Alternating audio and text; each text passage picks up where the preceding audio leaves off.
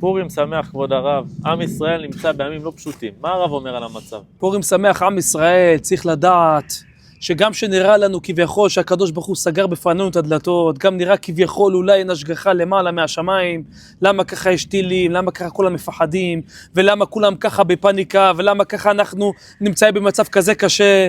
צריך לדעת, אומרת הגמרא, בנים אתם לאדוני אלוהיכם, בין אם עושים רצונו של מקום, ובין אם לא עושים רצונו של מקום, עדיין אנחנו בנים של הקדוש ברוך הוא, ובן תמיד נשאר אהוב לקדוש ברוך הוא, בן תמיד נשאר קרוב וידיד להשם יתברך. הקדוש ברוך הוא מדבר איתנו, אין פורענות באה לעולם אלא בשביל ישראל. אשרי הבת שיודעת לעשות חשבון נפש, אשרי האיש שיודע לבוא לקחת מה אני יכול לקחת על עצמי למען עם ישראל, מה אני יכול יותר להשפיע ולעשות. צריך לדעת, אומר רבי אהרון רטה, בשעת מגפה, בשעת צרה, בשעת קושי, צריך להיזהר מאוד מהפחד, לא לפחד. כתוב בפסוק, אם תשכב לא תפחד ושכבת וערבה שנתך, שהאדם לא יפחד בשעת המגפה. חבי מעט עד יעבור זעם, אבל לפחד אסור. שיש פחד, יש אחיזה לחיצונים. שאדם בוטח בקדוש ברוך הוא, אף אחד לא יכול להזיק אותו, אין עוד מלבדו ואפס זולתו. זה הסגולה של רבי חיים מוולוז'ין. אם אדם יודע ב100% שהקדוש ברוך הוא יחיד בעולם, הוא הכוח היחידי, אף אחד לא יכול לפגוע בו, אף אחד לא יכול להשפיע עליו לרעה. זה אנחנו צריכים להתחזק בימים האלו,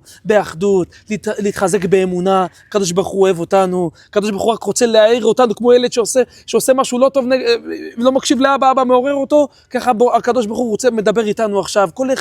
כל אחד מה יכול לקחת על עצמו, כל אחד מה יכול לעשות על עצמו, אבל חס ושלום לא להיות בעצבות, חס ושלום שלא ירד המצב רוח. זה פורים היום, זה פורים, ונהפוך הוא, עמלק ירד, למחות את קליפת עמלק אשר קרחה בדרך. זה המקרה, אין מקרה, זה רק השם רקם, הכל זה בהשגחה פרטית. הגמרא אומרת, אין אדם נוקף אצבעו מלמטה, אלא אם כן הכריזו עליו מלמטה. גם אם קיבל איסורים באצבע הקטנה שלו, זה הכרזה מהשמיים. אז גם פה עכשיו שיש איסורים, ברור העולם עכשיו אוהב אותנו. ויגש משה לערפל אשר שם האלוהים. גם שנראה חושך, פה אלוקים נמצא, פה השם יתברך מחפש אותנו. פה הקדוש ברוך הוא אומר, בוא, שובו אליי ואשובה אליכם. לצעוק לקדוש ברוך הוא. מרדכי צעק, מרדכי עשה צום, גזר על כולם צום ותענית. מרדכי במגילה, והתבטל הגזרה להשמיד, להרוג ולאבד. לזעוק לקדוש ברוך הוא, להתפלל, לקרוא תהילים, לנצל את הזמן למען עם ישראל. שעם ישראל בכל מקום שהם יהיה שמירה לכולם, שלא ייפול שערה אחת מראש מישהו מעם ישראל. זה אהבת ישראל, אכפתיות מהשני, לא רק להצטער שקורה אסונות, להתפלל שלא יקרה אסונות,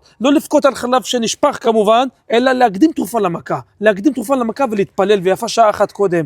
אז אני הקטן באתי לברך אתכם, שיהיה לכם פורים שמח ובשורות טובות לכל עם ישראל, שבעזרת השם יתברך לא יהיה שום בעיות ושום פגע, וכל העמלקים יפלו תחתנו ולא יהיה להם שום כוח עלינו, ונזכה לגאולה שלמה ברחמים. תנו חיוך, השם אוהב אתכם, אחים יקרים.